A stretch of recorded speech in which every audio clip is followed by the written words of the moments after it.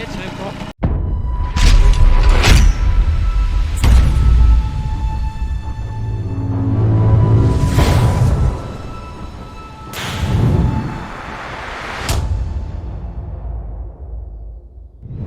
Hey, salut à tous! On se retrouve aujourd'hui pour une nouvelle vidéo présentation. Et regardez, je suis accompagné de Jérémy. Je pense que la plupart d'entre vous le connaissent et ont déjà eu la chance de le découvrir sur ma chaîne YouTube.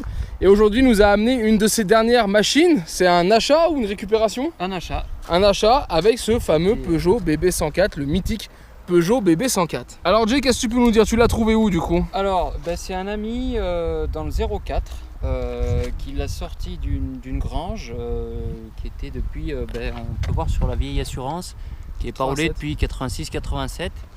Et donc il est sorti l'an passé de la grange et il a récupéré avec plein d'autres motos. Et puis moi quand j'ai vu ça, je dis putain, un BB104 ça court quand même pas les rues.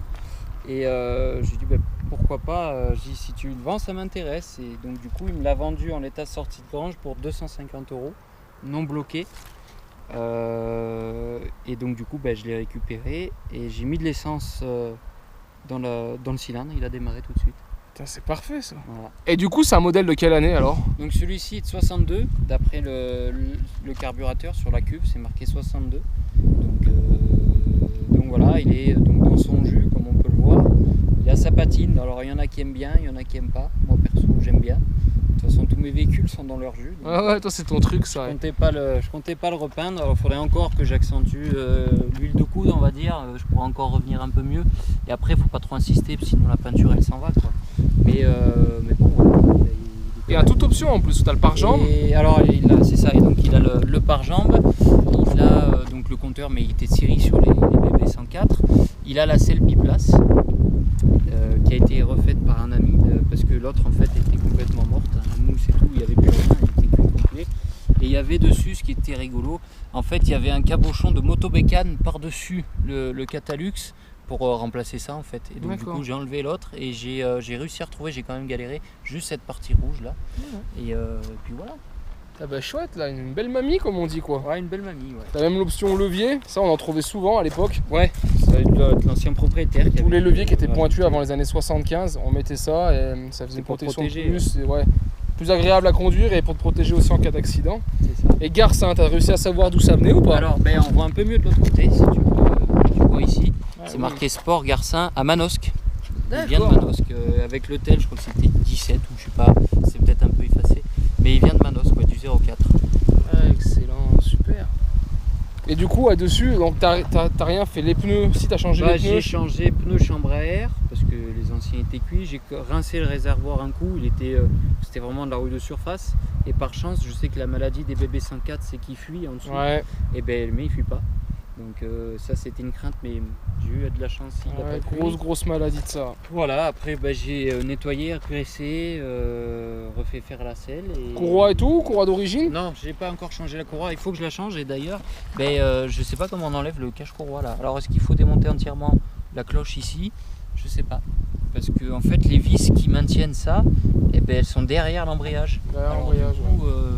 C'est pas très bien foutu, donc je pense qu'il faut tomber l'embrayage pour changer la courroie. Donc je l'ai pas encore fait, mais il va falloir que je fasse parce que la courroie déjà elle est bien molle et puis on voit qu'elle est, elle est d'époque quoi. Elle est bien ébouriffée. Autant en roulant ça pète quoi. Ouais, putain, la coupe d'été là. C'est ça. Excellent. À l'ancienne quoi. Chouette, hein, franchement chouette. Il y a un truc que j'ai fait aussi, c'est les élastiques de fourche, donc de balancier. Les autres ils étaient cuits, hein, forcément avec le temps. T'as retrouvé aussi en neuf? Voilà, chez VSX j'ai tout pris, les pneus, les élastiques de fourche et voilà, j'ai tout pris chez eux. Du coup elle te revient à combien fini là pour l'instant, en l'état? Si je compte la selle ça m'a quand même coûté 200 et quelques €, presque l'achat de la mobilette quasiment. Donc ça me revient à une machine à peu près 500 €.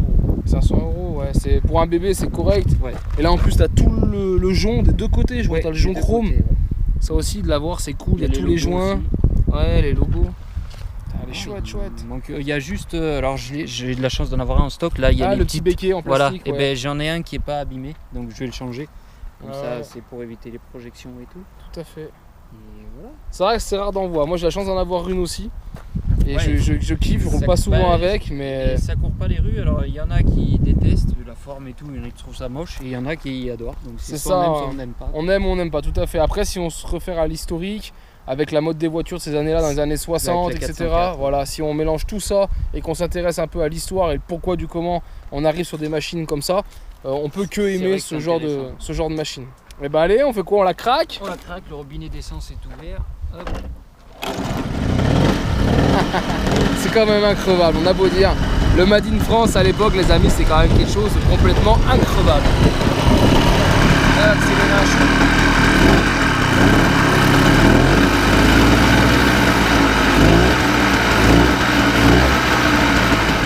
Et allez, on va tester un petit peu les seules options d'époque, le phare qui fonctionne parfaitement avec la petite gâchette ici.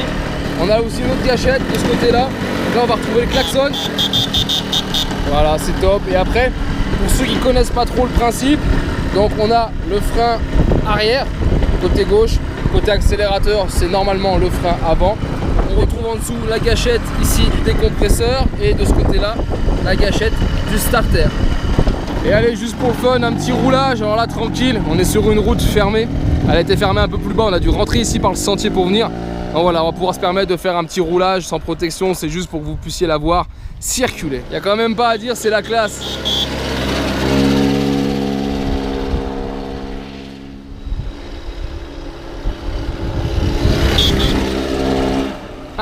J'adore, c'est trop bon.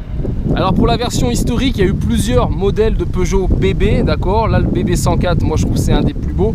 Si on reste sur la base du Peugeot BB, il faut savoir que le premier il est apparu en 1956 et le dernier BB lui est sorti en 1971. Et pour ce qui est de ce modèle, le BB 104 ou 104M, hein, ça dépend comment vous voulez l'appeler, il faut savoir que les premiers sont apparus en fin d'année 61 et il aura été produit jusqu'en 1967.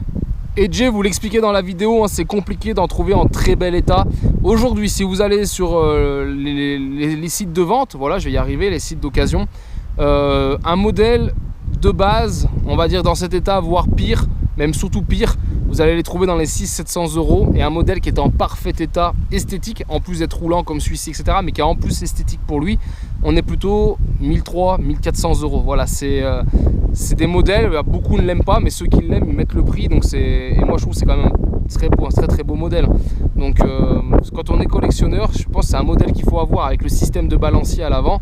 C'est rare chez Peugeot, donc il faut le signaler que voilà, c'est quand même une très très belle machine. Donc voilà les amis, on va en rester là avec cette présentation. Dites-moi si parmi vous il y en a qui en ont dans la collection, si vous avez la chance d'avoir ce Peugeot BB 104. Moi je vais donc dire au revoir à Jay, voilà, qui reprend la route. Voilà, merci à lui d'être venu. Une nouvelle fois, une nouvelle présentation, une nouvelle machine. Vous savez que j'aime bien filmer les machines des abonnés, n'hésitez pas.